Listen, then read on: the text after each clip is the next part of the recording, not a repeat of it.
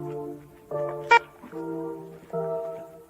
think what we are suffering from is ideological confusion. That is, that we're not clear, we're not thinking clearly, and that we need a context within which to answer the question, is something good or bad?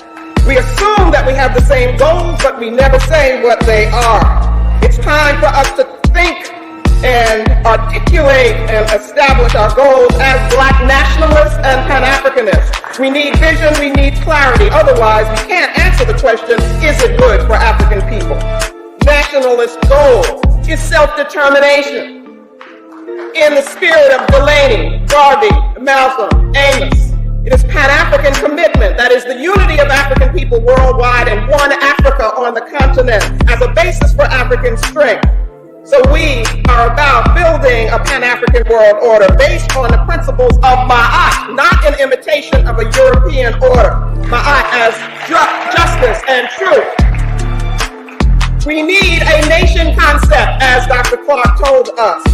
A Black economic program, a cultural program, an independent political organization, independent Black media, independent African-centered education financed by us and controlled by us. All of this presupposes, very importantly, an African Black identity.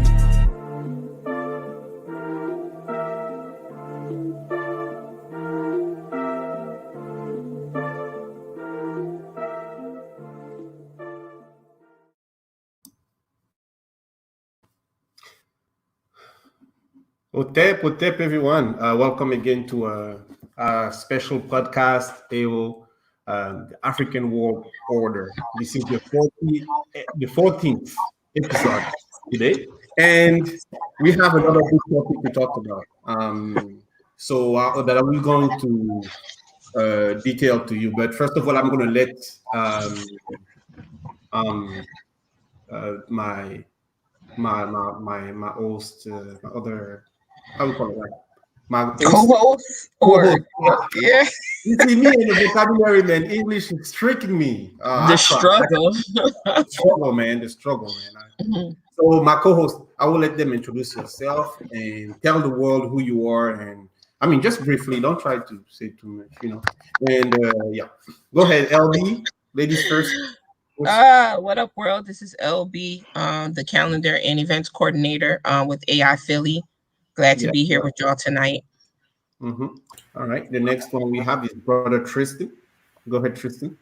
Hotep family. This is Tristan, Secretary General of the AI Philly chapter. Looking forward for today's discussion, as always. Yeah. And the last one we have brother Omowale. Your computer finally worked for you, bro? And not really. Like it looks like it's freezing up on me while I'm in the stream. So hopefully, I have a good experience tonight. You're looking good. That's the main thing. Appreciate that, brother. Appreciate that. I tried to compliment you because lately you've been coming at me. So I'm just trying to compliment you. So you stop coming at me. You know what I mean? Listen, let me compliment my brother. You know what I mean? I'm liking the way the red is looking on you, brother. You mean you looking very, very vibrant. You know what I'm saying? Like I look sexy with the red. I don't know about that, but you know what I'm saying your skin is glowing. I mean, you looking healthy. You know what I mean? So use some compliments. LB like my comment. Look at her. Mm-hmm. But peace to everybody. This is Brother Omowale, the Vice Chanuti of AI Philly, and I'm just happy to be here tonight. Looking forward to this build. All right, cool. Yeah, of course, I'm Jeremy Lasby. I'm the Chanuti of AI Philadelphia. So again, this is the AO podcast, episode number 14. And the A what podcast? Oh, AO podcast. Like my English, man. You guys gonna excuse me. That's why I can host, man. I gotta let it to you people. But like the audience say they love my accent, so maybe not. We're trying. If the audience put a one in the chat if you love Brother Schnooty's accent, put a one in the chat. Yeah, put a one. Say that you love my accent. You want me to be the main host. Tell them. Let them know. Maybe I'm gonna work on my Jamaican accent like LB. I have it. I can do. All right. Sorry. I'm just too happy to have you today, man. I'm excited. It's Friday, and we can really talk about what matters to us. I love this activity. I love talking with my brothers and sister. So I'm excited. So don't mind my craziness today. All right. So the first thing first, okay. So let me give you a list of the things we're going to talk about, right? Today, we're going to speak about the St. Vincent volcano eruption that happened in this island. We have our African people over there. So we're going to have LD and Tristan will probably say a few words in solidarity for them. And then after, oops, let me see. Sorry. Oh, my phone is acting like a Moali computer. And then the next is we're going to discuss about the Garifuna, which is a group of African people. I think they live in a region. They're in the Caribbean, so a little bit in the Honduras. Honduras. Yeah, Honduras, on the coast of Honduras, yeah. And Barbados. Yeah, I kind of found out they kind of a little bit spread out. So we're going to speak about the issue that this group of African people, who they are a little bit, and also what they're going through. We're going to speak about that a little bit, and why is it? What is so important?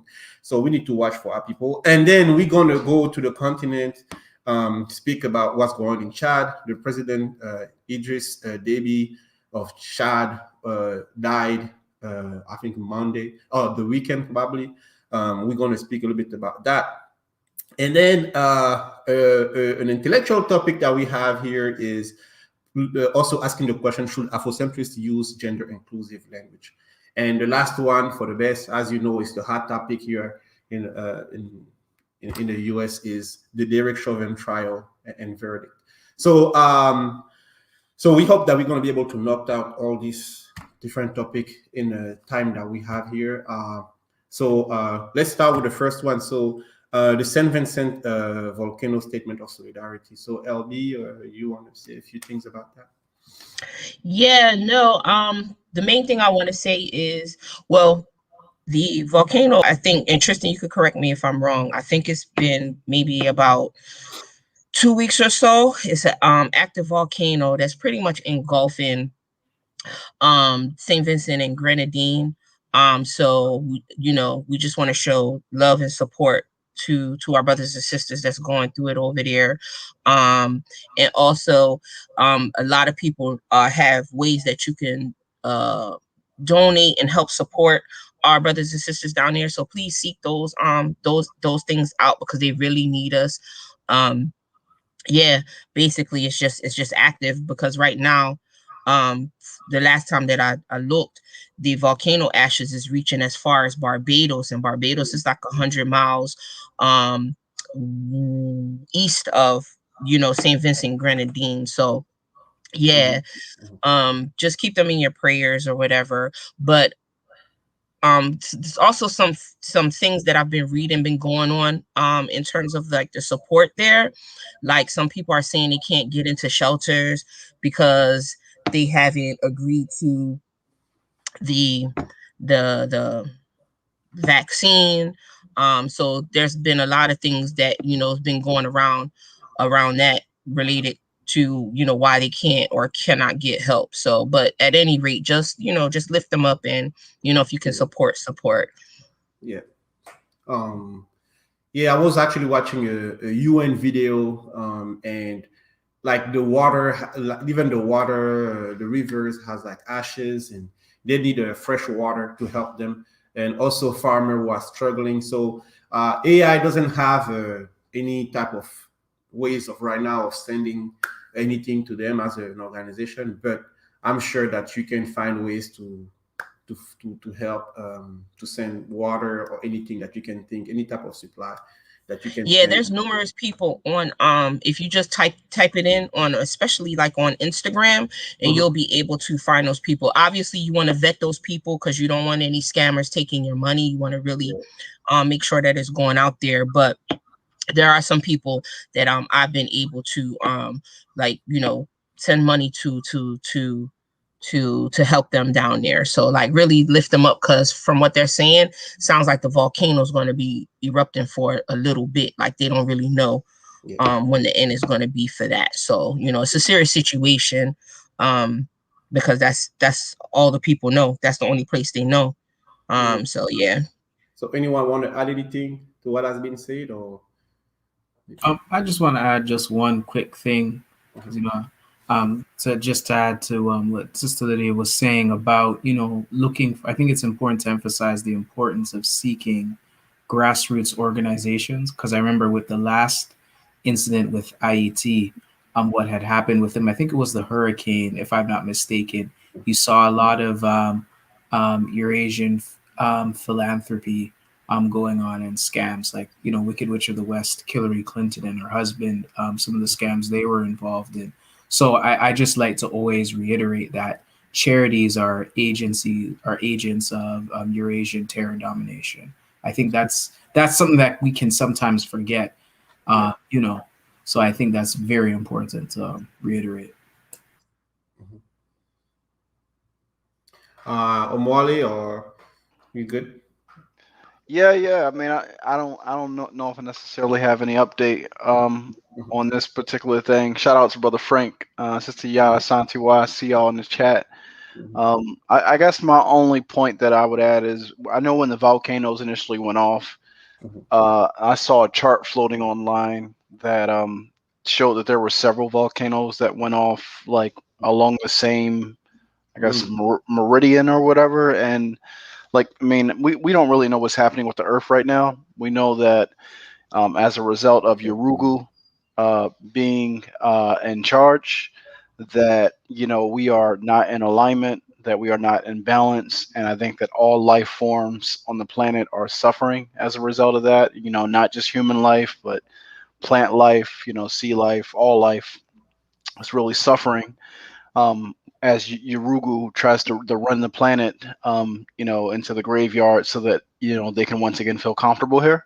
You know what I mean? I don't think that they thrive in living environments. I don't know what it is about their culture or their asili, but they need something very cave-like, very cold-like in order to feel at home. Which is why, while they're in the process of destroying the planet, they're spending billions of dollars to go to a planet that has no life, and they're bragging about flying helicopters on Mars and things like that, while they're destroying, the water, the oceans, the forests, like everything on Earth. So I think that, we have a responsibility, to be good shepherds and good neighbors, as African people. So if our brothers and sisters are in need of our help, we really do have to get organized so that we are able to provide the type of help that our people, will need, especially as we get deeper and deeper into the 21st century. The scientists are anticipating, and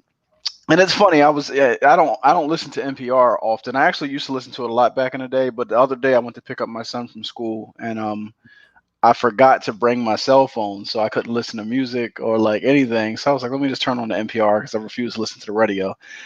And they were talking about like, the climate crisis, and global warming and things like that.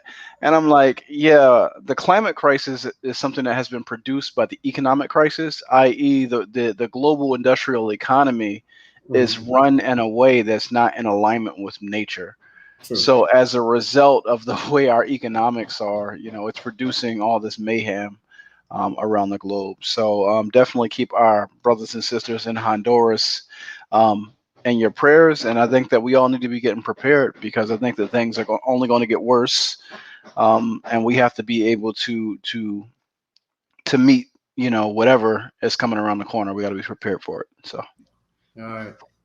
Yeah. Thanks. Absolutely. That was very interesting. I love it. So so like, okay, sorry. So like, now we're gonna move to the next topic. So again, I hope that you're gonna do your own research regarding the people in Saint Vincent. It's a serious concern for our people. We need to support them. So do what necessary in your over there. Do your research. Find a grassroots organization or an organization that you trust, or somebody that you trust, and make your moves. All right. So the next topic that we have here is the Garifuna. I'm gonna say it right because Garifuna, Garifuna, Garifuna.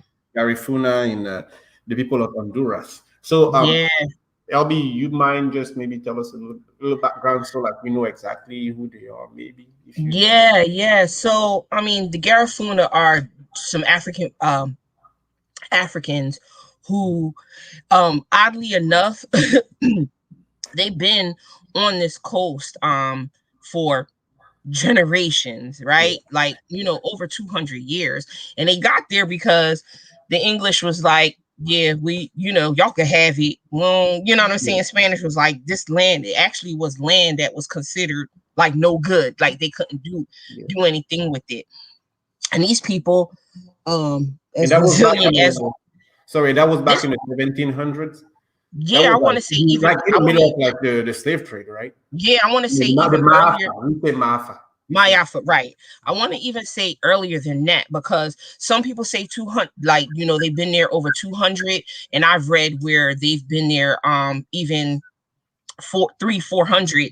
years. So they've been there. Like they're you know what I'm saying? They're Africans who've been in Honduras for a number of years. So Honduras has always been in the news for the violence, but funny enough, like I wouldn't say like the Garifuna was part of that that political climate, but now they've been dragged into this political chaos that's going on. So land that they've been on for generations, now all of a sudden, well, not all of a sudden, they've survived, they've lived their lives, been able to adjust and do whatever. You the Honduras government, along with big corporations, are now pushing these people off of land, ancestral land. And the thing about that is, in reading about them uh up to now, how that land is set up is pretty much like they're not supposed to sell that land. So, like, their constitution is set up like the land belongs to everyone, right? So if they're going to sell or do anything, it has to be an agreement pretty much with everyone. And I'm paraphrasing, but obviously, Yurugu, they don't know history. Now they don't, now all of a sudden what's coming into play is whether these people are actual citizens of that land, all the politics that go on. But they've been surviving. So the other thing to that's important is that, again, never forget that we had the resistance spirit. Not only are they taking the land, but the activists and protests on behalf of the Garifuna, a lot of them have been coming up missing and have been dead. Like, their lives have been at stake protecting land that their people have been on for generations. And because no one wants to pay for it, and because no one feels like that it belongs to them, now they feel like they can just, well, I shouldn't even say and feel like, there's no protection for them, and they're just imposing on these people. And if anyone is familiar with that area, it goes without saying how beautiful that area is. You know what I'm saying? Like, it is beautiful. The people is beautiful until they open their mouth. They look like your aunt and your uncle. You know what I'm saying? Like, that's us. And their story is so, the reason why, I'm glad that we're bringing this story up is because uh Pan-Africanism or perish. You know what I'm saying? Because when you think about their story and what they're going through, these are Maroons, right? And we have a similar story here, stateside. What they're going through in Honduras is similar to, the Maroons who fled to the Dismal Swamp, or even the Maroons in Jamaica, in a compound town in cockpit country, because that land was also considered no good, but the people made something out of it, right? So, just again, whatever you can, vet these, vet organizations that's talking about them, see where you can provide support, because literally these people, like, they they don't even understand what's going on. So much development is going on and stuff is going on, and they're just pushing them out of where, where they've been for so long. So I mean, it's a classic story. We see that story here, Africa, the continent, wherever we are.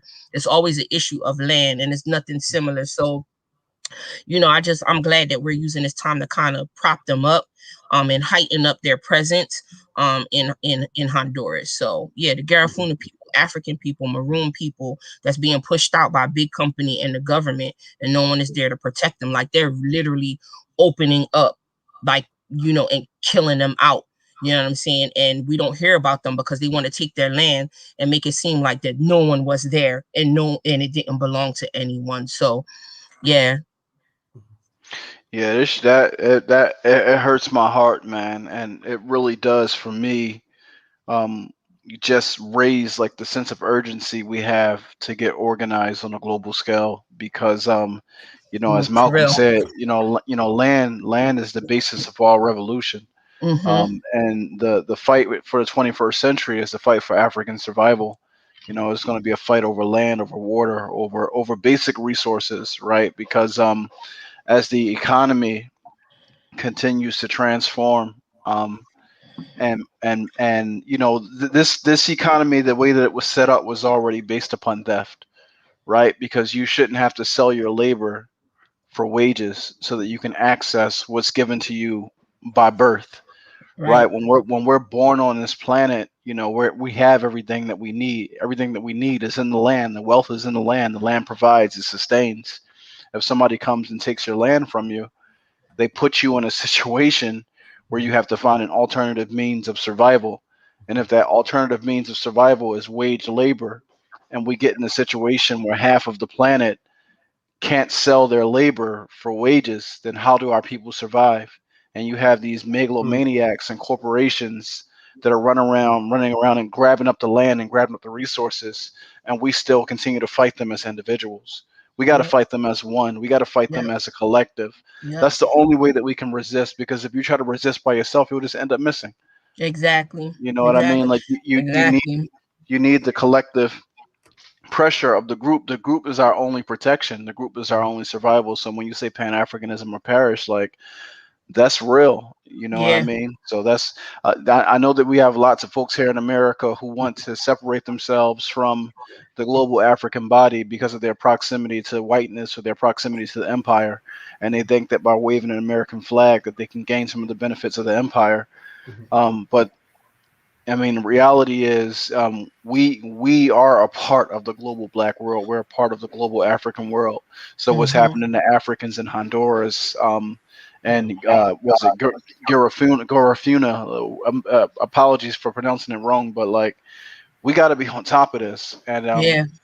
we have to heighten our level of engagement. We have to increase our sense of urgency. You know what I mean? Because this thing is very, very real, and it's only going to continue to get worse, and we got to get on top of it. And I'll do you and it's like, if they're not killing us out, they're literally starving us out, because even in some parts of Honduras where these people have made their like livelihood, and like it breaks my heart, like Brother Omawale says, like it brings me to tears sometimes to think about, like, we're not even bothering nobody in Honduras. The man was like, we've been fishing for generations, and because some people just came in and disregarded just other people, they even given them like jurisdiction on how far they can go to fish, because some people live out on a certain island. Like, it's ridiculous. You know what I'm saying? Like, they're starving us out. They're killing us out. They're like opening fire on women It's and children. it's Like, it's crazy. so ridiculous. Can I jump in? Yes, sir. I'm sorry. Go ahead. No. Oh, or I didn't know. Wait, were you saying something, brother Omar? I was just going to say that we have this thing where we think that we are separated from our enemy because we think that what they've done has been historical acts. We think that their land grabbing and their rape and their murder of people is something that they did in history, that they aren't currently doing right now in our generation. You know, I was watching the other day on Netflix, and I'm always skeptical of, like, you know, the documentaries and stuff in corporate media, but I did watch this documentary called Seaspiracy, and it's about the war that's happening over the oceans. And one of the things that I found interesting was that with these multinational corporations, like the world food supply is finite.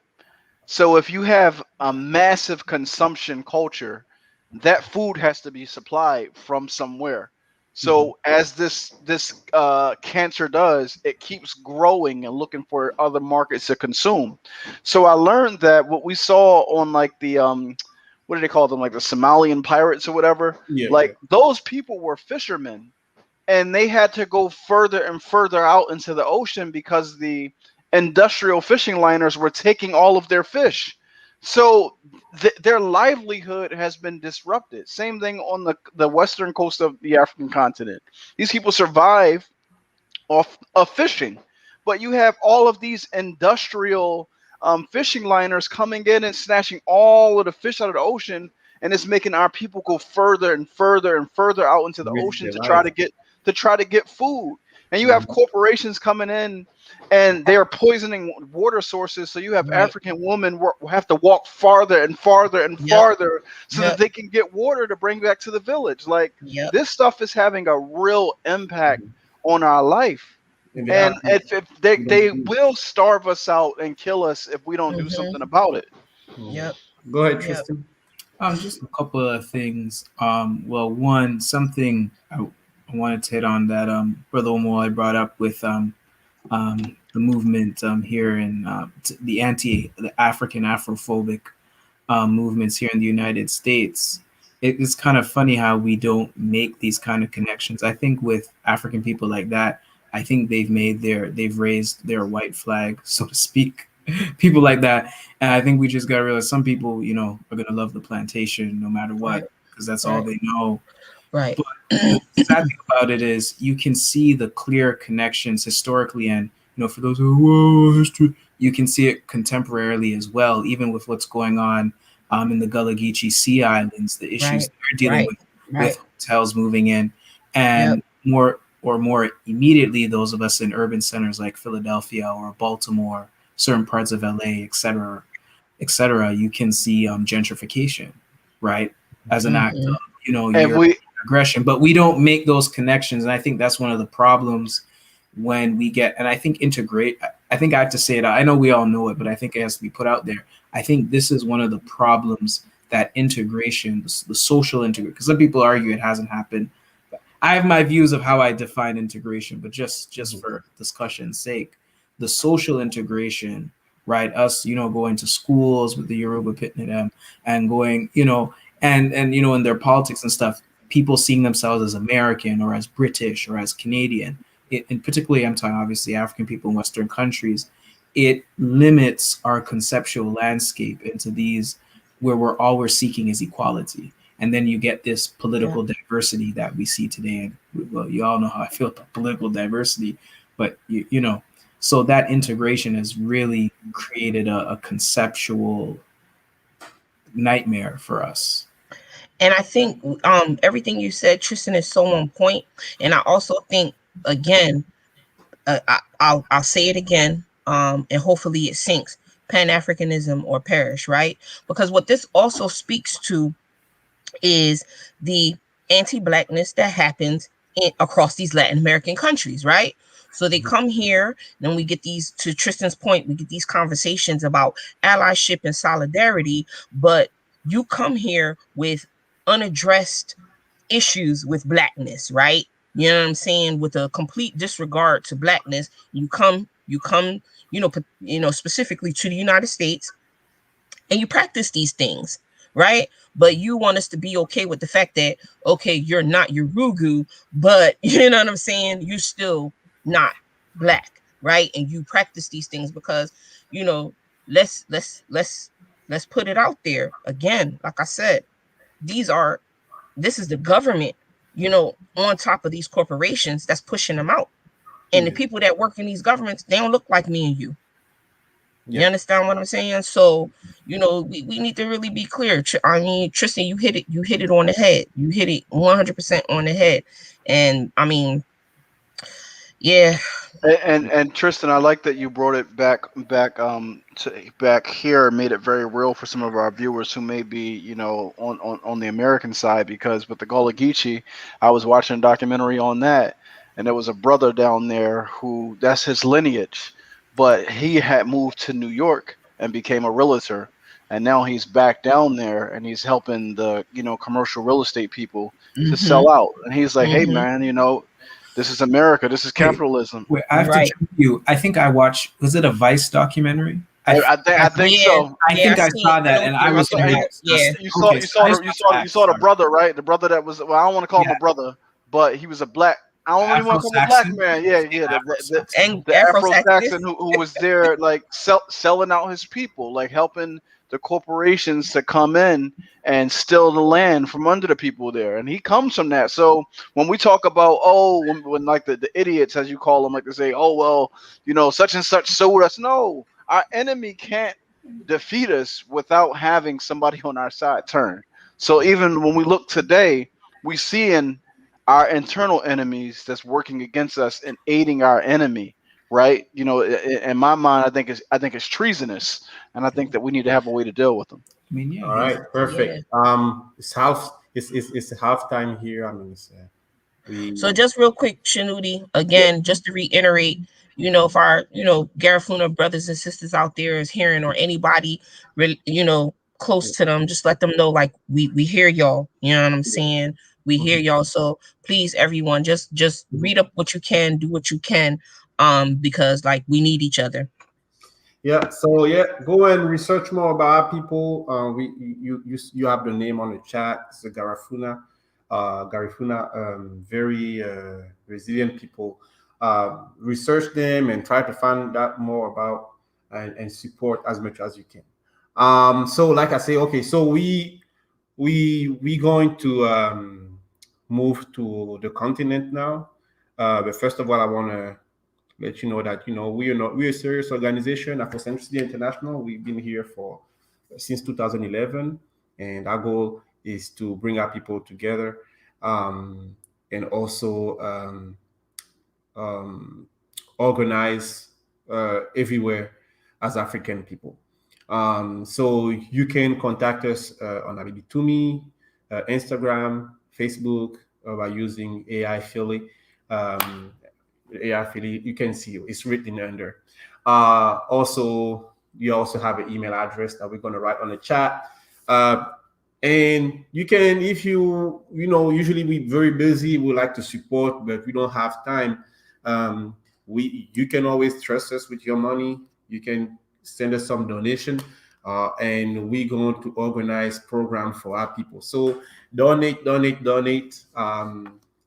You can always come to us and you can ask us probably, like how much money you get or whatever. That's up to you. We can give you those. So we're very transparent about what we're doing. But I just want to let you know that you can donate if you like what we're doing, if you like the content, and even if you want to know what kind of program we are doing, you can always approach us. We can tell you and investigate. You need to investigate us too. Research, try to know about us, and drop your money on Cash App for us to keep building our program.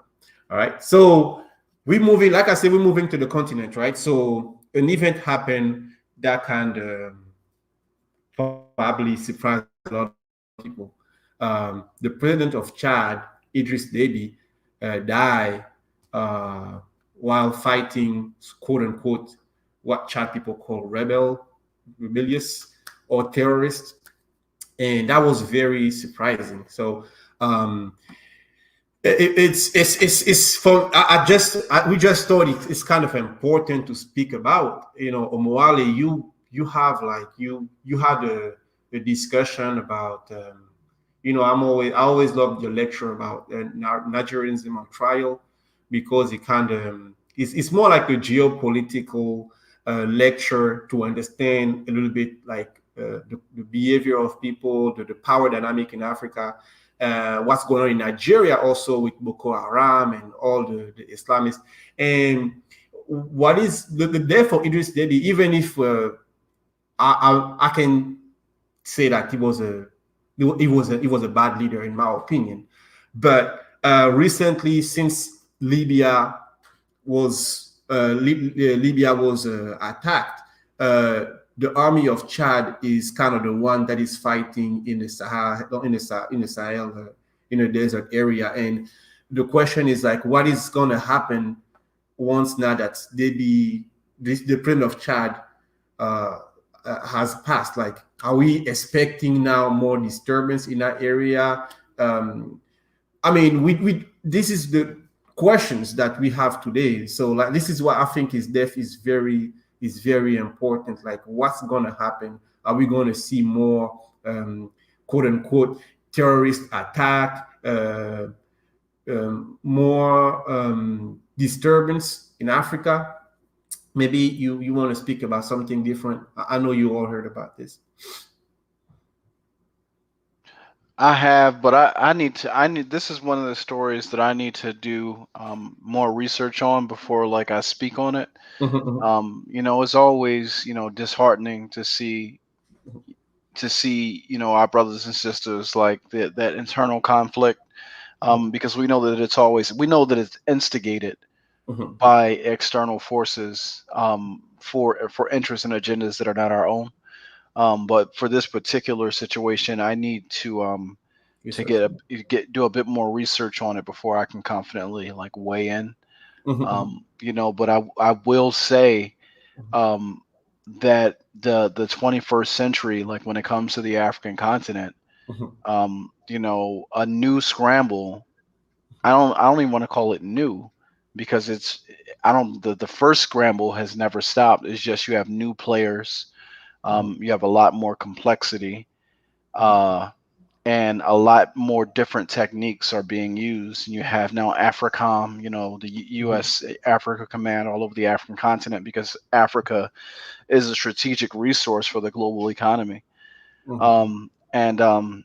It's very funny. This is slightly off topic, but the other day I was having a conversation with my wife, because I had saw somebody mention something about, they said like, hey, Africa needs to be getting Africans should be benefiting from the extraction, like the resources that are extracted from the land. Africans should be the ones benefiting. And in my mind, I'm like, the extraction economy is not sustainable. It's something that's not in alignment with nature. It's the reason why the world is so sick right now. And so we don't need to be benefiting from it. We need to end it. You know what I mean? Like, we need to usher in a new paradigm. I feel like that's how we need to be thinking. But I think sometimes it's very hard for us to have that type of vision. Like, most people, when I hear us speak, it's always about, and y'all heard me speak before about money mountain activists and stuff like that, but like, it's always about, how can I do well within the system of white supremacy? It's never about what type of world would I operate, or would it be if African people were sovereign and controlled our resources and our economy? And that world, we don't have to make money the same way that they did. It doesn't have to be based upon extraction, but I just think that sometimes our mindset is so limited, where it's like, hey, we should be the ones benefiting off of extraction. It's like, no, we should be ending extraction. You know what I mean? So like, that's where I'm at with it. Yeah, I agree. Wale's point, I have to jump you on this one, because I can't let this go. This is what I feel integration has dumbed down Black political thought. And globalization has done that for the rest of the diaspora, to the point where when it comes to even critiquing colonialism, it's almost like a reaction to, or Eurasian terror domination. It's a reaction to a particular aspect we don't agree with. And the key that I think is this emphasis on equality, right? Whenever and I think because of, the indoctrination factories called schools, the indoctrination media and the like, it's very hard for us to envision a world outside of some multicultural utopia, because, sovereignty isn't sexy, right? Black power is not sexy. So liberals can fund Black Lives Matter, right? Right. If you get where I'm going, right? There's a reason why, people say, you can see allyship on Black Lives Matter, but not Black Power, right? There's a reason, right? And I think that's the non-African people. But on our end, when you don't have a cultural basis for your nation concept, that's what happens. You end up, and we've all been in that stage at various points in time. But that's where I realize, I think, cultural context. How do African people organize, right? Like I always pick at Marx because some of my good friends are Marxists and stuff. But one of the issues I have with Marxism is it's about a Eurasian world order, just not capitalism, right?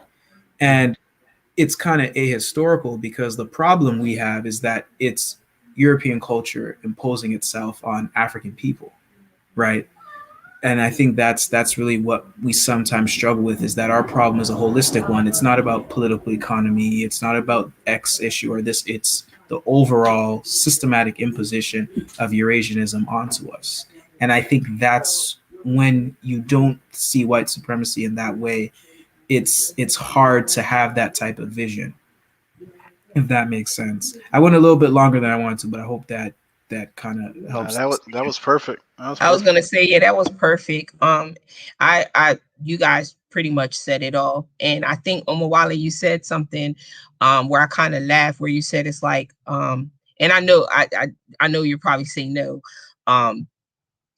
it's not like new players, right? It's the same players, but they're just training, you know what I'm saying, some relatives on how the game go, because I think we talk a lot about like the United States and imperialism, but I want everybody not to let France go under the radar. You know what I'm saying? Especially as it relates to Africa. And yeah, I could go like on forever. I mean, but yeah, France is yeah, the biggest parasite of them all. Like, yeah, there's no way that their economy can survive without extraction and exactly, without the resources that they steal, or should I say, extort from their former colonies. exactly. Their economy couldn't survive. Their departments. Yeah, exactly. The audacity to call them departments. No, because, and that's what I said, white supremacy, and I think sometimes we forget this when people say, "Oh, we got to focus on our issue here or there." With Europeans, the whole white supremacy project is a pan-European project. I just want to say, sometimes when people say Pan-Africanism is unrealistic. okay, you go play 3-on-1 basketball. Tell Pan-Africanism is unrealistic. And I think that's what we see going on with the African leaders and what's going on in Africa. Tristan, you and I, and even Omawale, I've heard you guys talk about it. We gotta look at it that they understand what preserving their culture is. They understand what nationhood is, and that's what this pursuit is, right? Or that's what this continued antagonism, I'm being nice, on Black people is about, right? They want to preserve who they are. You know what I'm saying? And how they go about it is how they go about it. But yeah, and we need to really start to understand that and kind of place that central. I'll give you a gem. When people love their culture, they spread it. And European culture is deaf culture, and they've spread it all around the world. Wherever they go, death follows. It's like, I mean, it's that basic. Wherever they go, death follows. All right. So good. So, well, we're gonna leave the continent. We hope that we're gonna keep following and watching what's going on in this region. So now for a more not a lighter topic, but a more intellectual topic that we have. Again, we still have plenty of time. The challenging question that we received today, for today, is, should Afrocentrists use gender inclusive language? So I know it's kind of awful. We were talking about Chad. Now we're talking about an intellectual topic. So please stay with us. So the question again is, should Afrocentrists use gender inclusive language? Can I start here? Because I'm the one who proposed this. I want to actually share my screen so I can show folks kind of like what led to this this particular question for tonight. So let me know if can y'all see my screen? Yep. All right. Yeah. So, Womanist Writer had asked a question. I'm back on the 16th. If you don't follow her, you should follow her on Twitter. She's like an amazing writer. But she asked the question, how do you refer to your significant other slash spouse as a partner, husband, wife? And she said, I'm trying to see something. So I wrote back, I said, my wife, I stay away from the use of non-gendered terms like partner, which has now become the preferred term for people whose politics are aligned with LGBTQ inclusive language. And she basically replied to because Sister Zakia got back and said I can appreciate this, although when I say partner I'm talking about the literal meaning of it, not any gender politics. My husband is my partner in all ways, from parenting to being the co-CEO. So then Kat chimed in and said she can dig it, she can see like how there's a myriad of uses, and she said she's seen in professional environments the use of this term. People try to avoid people try to avoid gender terms in professional environments because they can come off as, assuming heterosexuality. So my response, and this is what led to the question, I said, agreed. I recognize marriage as a partnership, and from a heteronormative perspective, my default is to refer to the woman in a relationship / partnership as a wife, which is no longer politically correct in a professional environment. So it's for this reason that I refuse to use the term partner when referring to my wife, because I don't agree with the politics and underlying ideology that suggests using the term partner is more inclusive and appropriate. On a side note, I know it may seem trivial, but the fastest way to advance an ideology is by getting the public to adopt a lexicon, meaning language, right? Certain terms where certain beliefs are baked into the words that we use, even if we are unaware. It's the reason why I don't use terms like cis. All of these gender inclusive word games are anchored in a core belief that heterosexuality is not normal. And the use of these gender inclusive terms are meant to shape a new society where this is the accepted truth, right? So I just put the concept there that comes out of gender theory called heteronormativity, or another one that they use is heterosexualism. And it's basically that it's the belief that heterosexuality is the default, preferred, or normal mode of sexual orientation. And what they're looking to do in the gender theorist world is disrupt that and say that, hey, being heterosexual is not the norm. Actually, people have to be basically coerced or propagandized or indoctrinated into being heterosexual, right?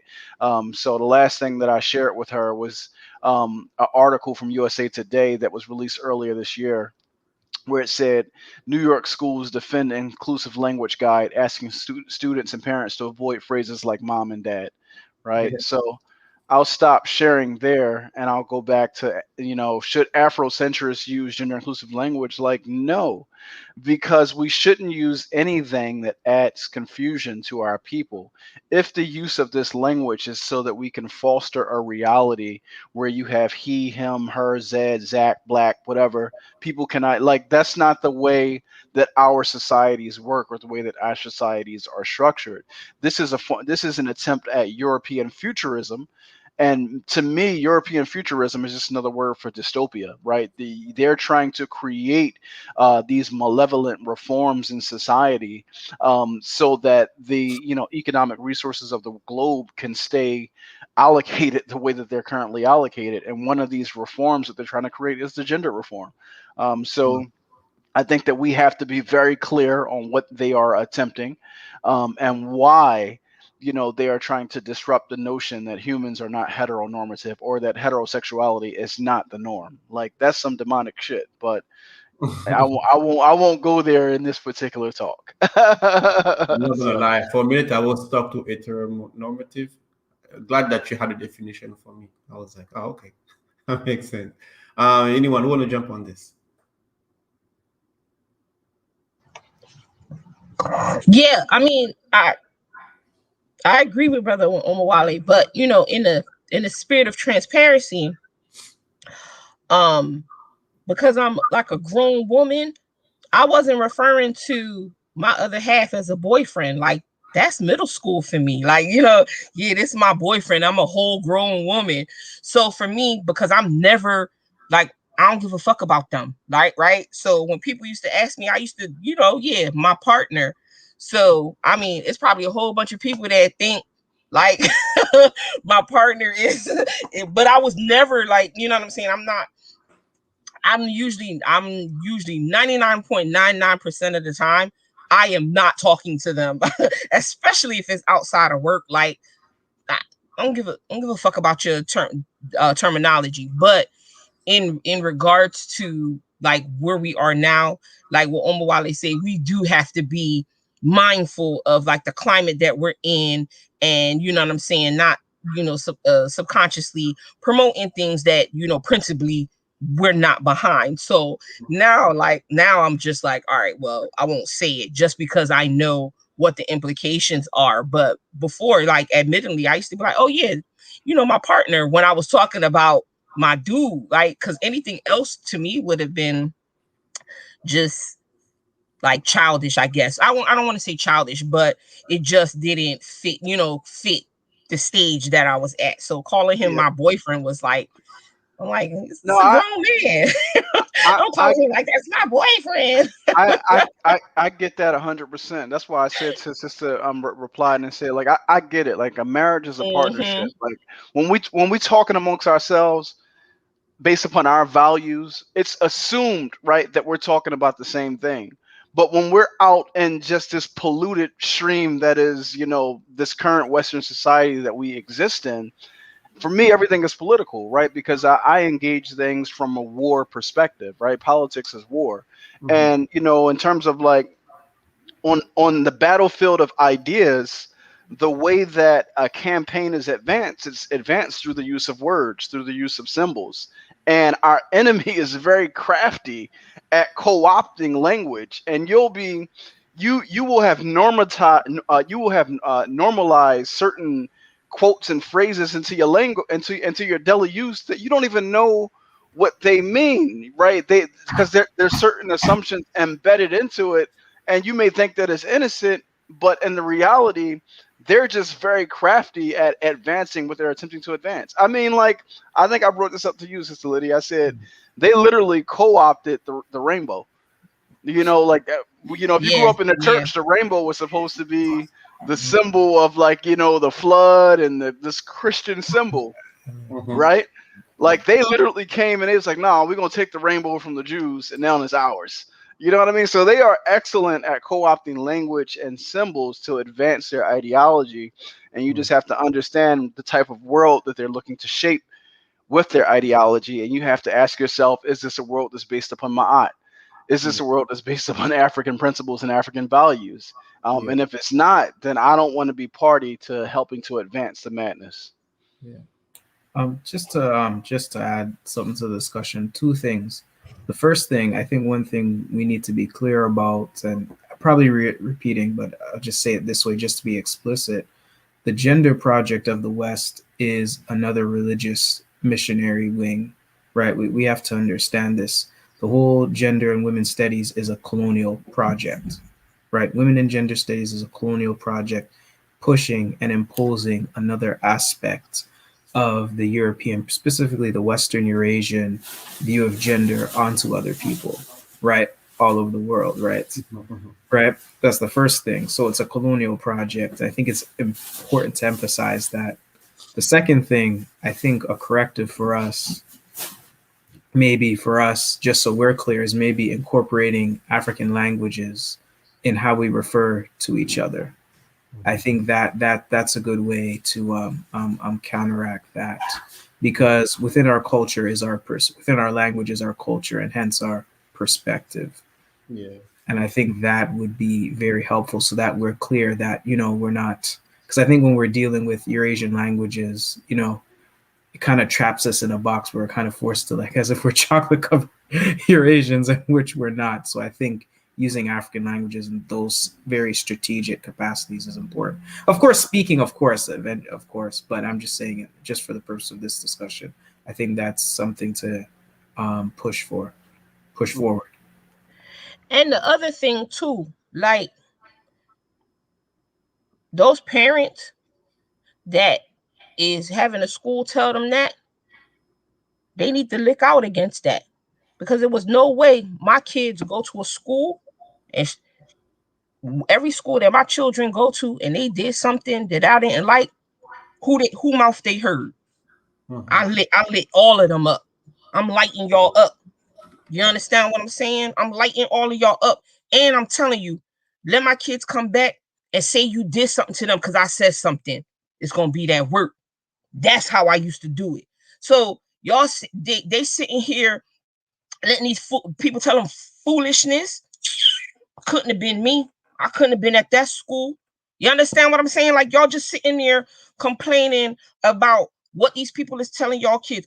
Well, the first thing is, y'all know what I'm gonna say. Take your kids out these fucking schools. But that's a whole nother show. But in the event that you can't and you don't, that stuff shouldn't be going on. Like, y'all need to be getting together and telling them, listen, nah, we not doing this. You understand what I'm saying? Because you not in no position to tell me what I'm supposed to tell my kids about X, Y, and Z. That's not your place. And I've done that plenty of times. You understand what I'm saying? So, like, you got to ask these parents, well, what y'all scared of? What is y'all scared of? And that's the other thing. This stuff is allowed to proliferate because people not looking out against it. They just sitting back. You know what I'm saying? Nah, don't sit back. Stop being sad. Get mad. Get angry. You understand? This sadness stuff is going to take us but so far. When are we going to be angry? Exactly.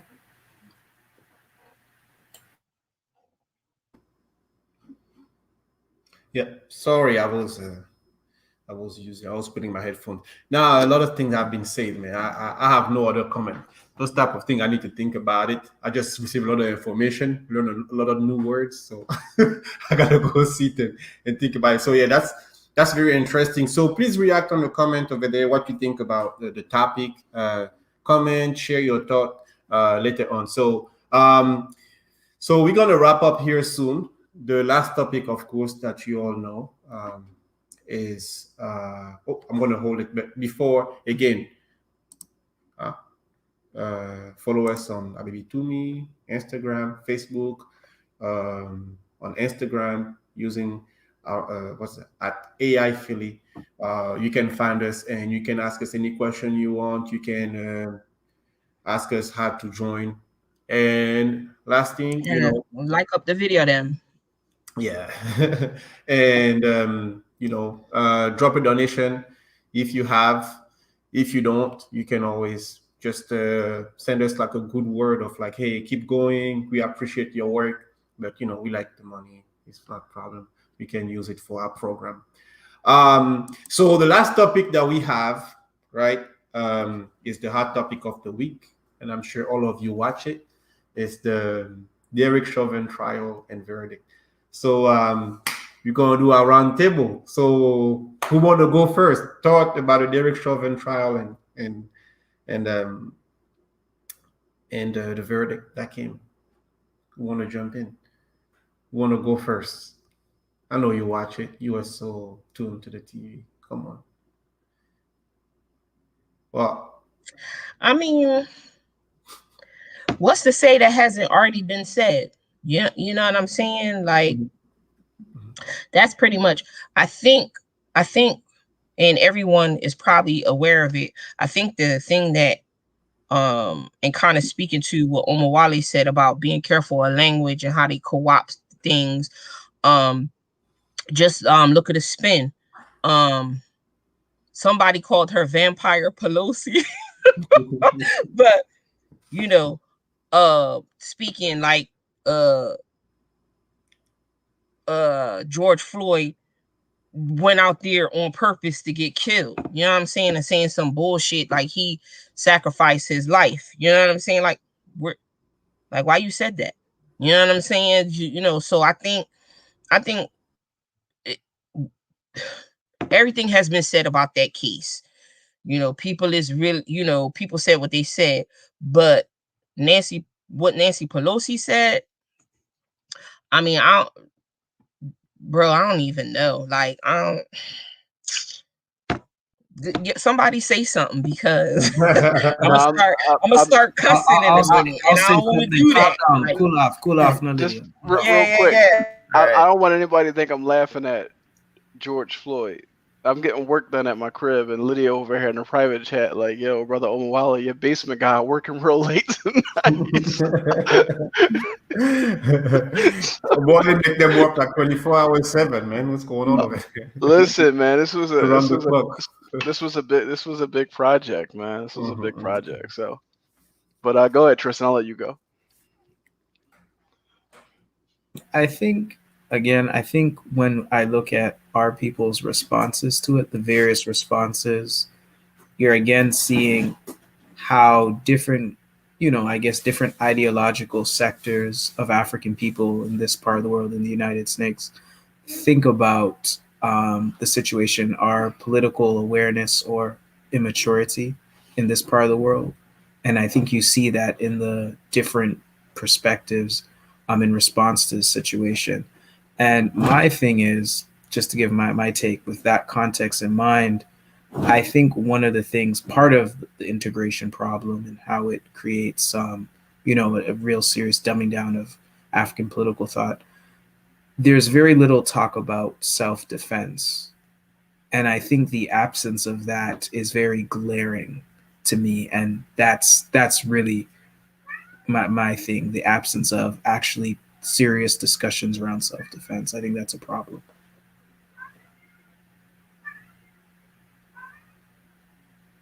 All right. I actually just so I purposely didn't weigh in on the George Floyd situation for a while, but I weighed in today on Twitter because I just kept seeing like kind of like this celebratory tone from Black people celebrating. And then I think I was on Instagram and I saw somebody post something about justice, like justice has finally been served for a Black man, and that kind of like upset my spirit when I read that. So this is what I wrote after seeing that. Can y'all see my screen? Say yes if y'all can see it. Can y'all hear me? Yeah, we Somebody can say see it. Oh, yeah, I we see can it. see it. all right, cool. So this is what I wrote. I wrote, "This is how they mind fuck us." Derek Chauvin was acting as an agent of the state when he murdered George Floyd. So technically, this image should say state versus state, but the state is not capable of sentencing itself. Only the people can do that, right? I said there was no real justice produced in this trial. Chauvin, the murderous pig that he is, was a fall guy, a sacrifice, and a disposed agent of the state, which has no problem burning one of its own to preserve itself. The true criminal in this case has not been arrested, and as such, the homicidal maniac that is killing us all, meaning all life, all over the world, will continue to kill with impunity until we make up our minds to stop it. Right? Right. So Right. that's my whole take on it. Like, yeah, Derek Shaw. I mean, I pray, because we're human, and we can empathize with the family of George Floyd. So I'm Mhm. pretty sure, Mhm. that this was a measure of just it was, because I'll take a nuanced perspective before I go deep in. The first thing I want to say is like there has to be some type of consequence for taking Black life, or Right. else Black life will continue to be taken. Right. And if Black people have not been able to enact our own consequences, I think, if I'm being fair, I can understand why some people are looking at this dude as, a small victory or a small win or a small concession coming from the state. But we can't rock ourselves to sleep and believe that this is justice, because Chauvin was acting on behalf of the state. Mhm. And because the people took it to the streets and set fires, and you had worldwide protests, the state had to protect itself, because if the state is at risk of being invalidated, it has to show that it's valid, because it has to show that it has the authority and the moral right to govern and control your life. Mhm. But we as Africans are under a tyrannical state Mhm. that is imposing its death culture all over the world. So, no, in my Mhm. opinion, justice wasn't served. And that state that killed George Floyd killed Ma'Khia Bryant the same day that, Chauvin was sentenced. That state that killed George Floyd is killing Mhm. Africans all over the world nonstop. So it's not about an individual, because they'll give you a fall guy if their hands get caught out there.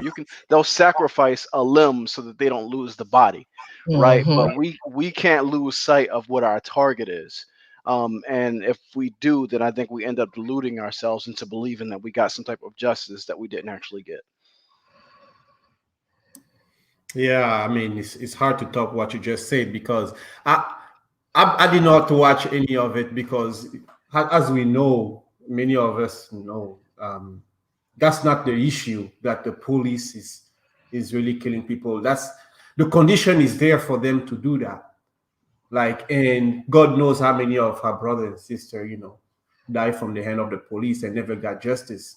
So, I mean, for the family, I'm happy. It's fine. They have justice, and for that, I know it's important, right? But as a collective, I think the mission is bigger. It's about understanding where we are and that those type of killing will not stop. They, like Omwali said. I mean, under Obama, we saw what they were doing. It's not a matter of like having a black president or having like a black policeman. Like it's a systematic issue. It's a matter of power again. So I'm not really. I was not so interested, and it was predictable what was going to happen based on the when the killing happened. Also, um, but again, I think based on the reaction that I see, I understand that's also a level of awareness of the mass. Like they look for it. They want that kind of relief that, oh, finally justice was done. But it's good for us as Afrocentrists to remind that this is not this is not the actual outcome that we're looking for. I mean, this Right. is not what we're looking for. The spirit of victory is not winning uh, from the justice of like the oppressor, something like that. Right. Right. I mean, it's us being in charge of our own destiny. And Right. that's more important than anything. That's why we always speak about power. We're talking about organizing ourselves. We're talking about Right. so many other things. But again, I'm happy for the family. I'm happy for people who care about this case. But it's a good thing to remind there's a greater mission. Anyone else want to jump? Because I was feeling myself a little bit, but I will let you. Yeah, it looked like I'll it looked just like you say, was I'll getting. I just like say, you was I'll, grooving a little bit.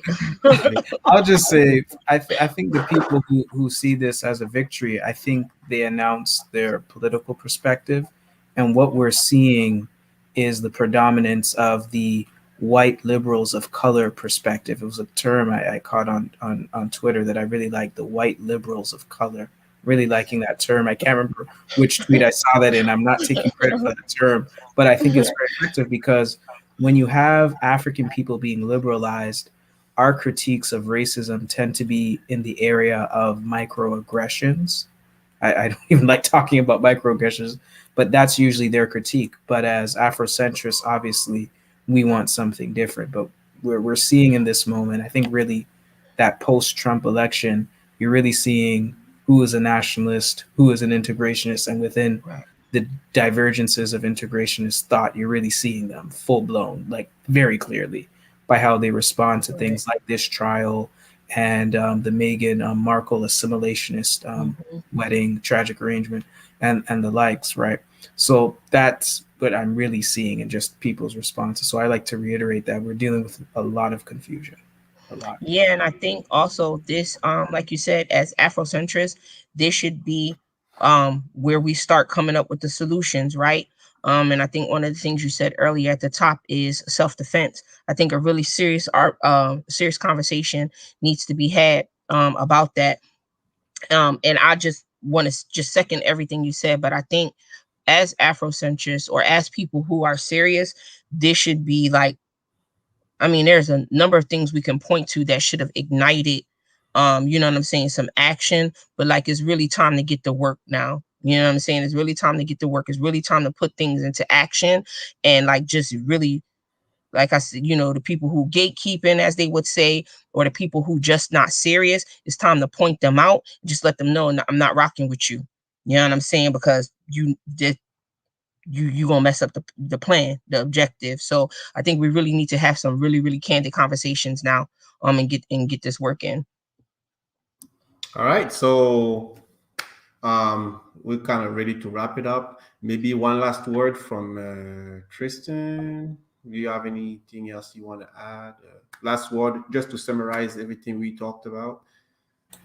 I just, like I said, I think we're going to have to draw some lines politically. We're really going to have to start really drawing, not just, okay, this black person says this. We have this black mayor of Louisiana.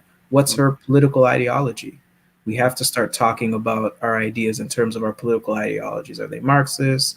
Are they Afrocentric nationalists? Are they this and that? I think that's very important. I wish I thought about this when I was much younger, but I'm realizing this now. Mhm. And then in terms of Sister Lydia's point, I think our work is cut out for us, what we need to do. But I do think with the Chauvin trial, I think I will reiterate that absence of a self-defense conversation is very reflective of how dominant the white liberal of color perspective is in at least in mass Eurostream media. Mhm. In my opinion. Omwali, and then LB, you take us on. I don't. I'm all. I shot my load. I'm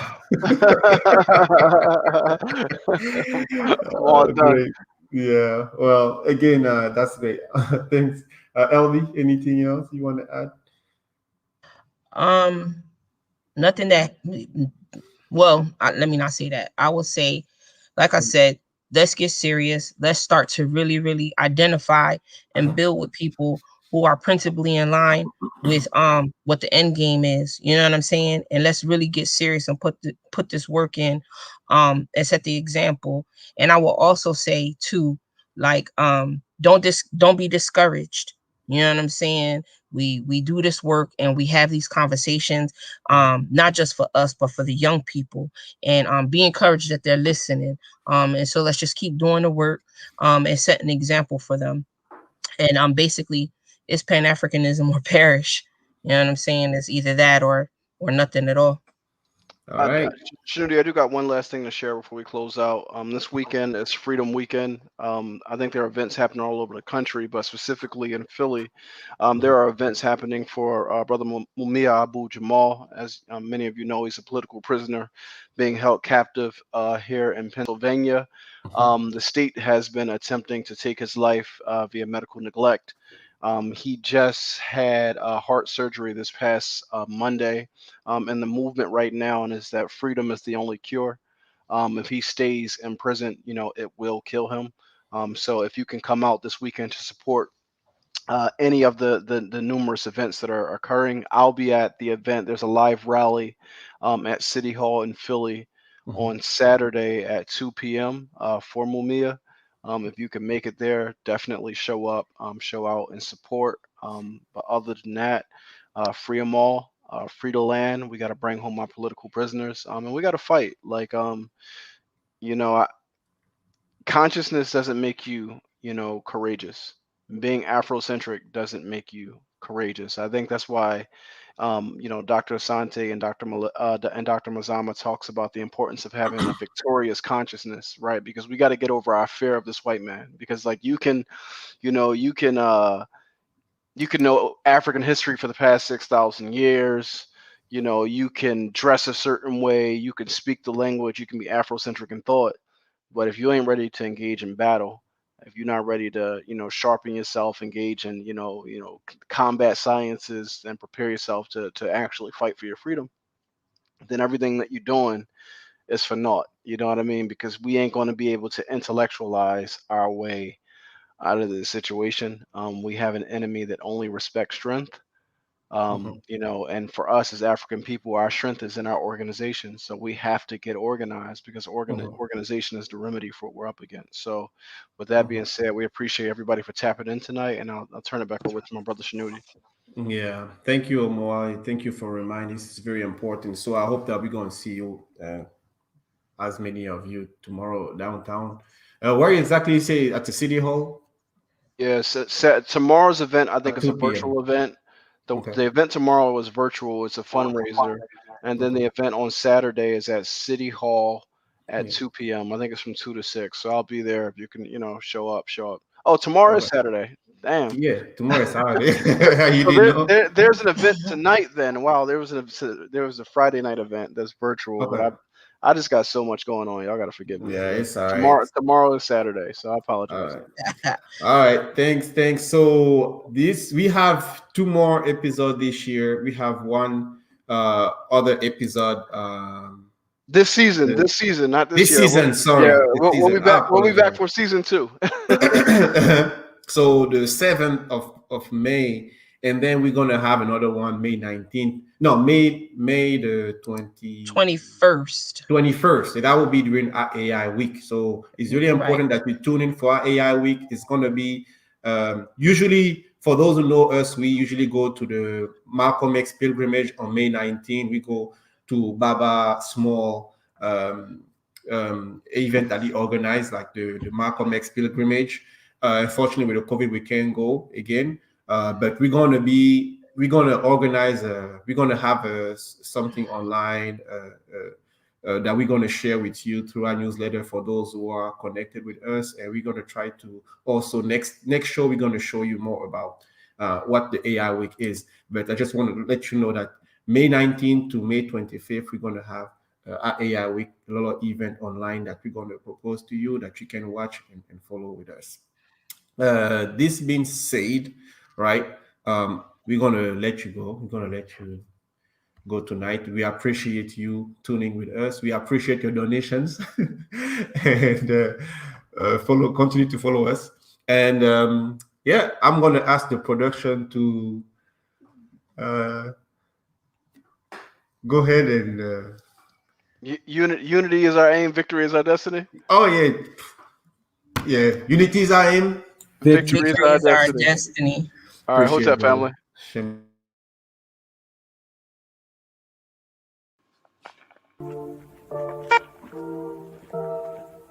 think what we are suffering from is ideological confusion. That is, that we're not clear, we're not thinking clearly, and that we need a context within which to answer the question, is something good or bad?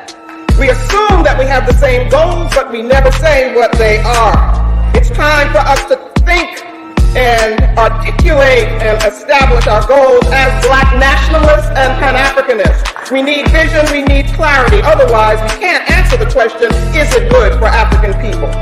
Nationalist goal is self-determination. In the spirit of Delaney, Garvey, Malcolm, Amos, it is Pan-African commitment, that is the unity of African people worldwide and one Africa on the continent as a basis for African strength. So we are about building a Pan-African world order based on the principles of Ma'at, not in imitation of a European order. Ma'at as justice and truth. We need a nation concept, as Dr. Clark told us.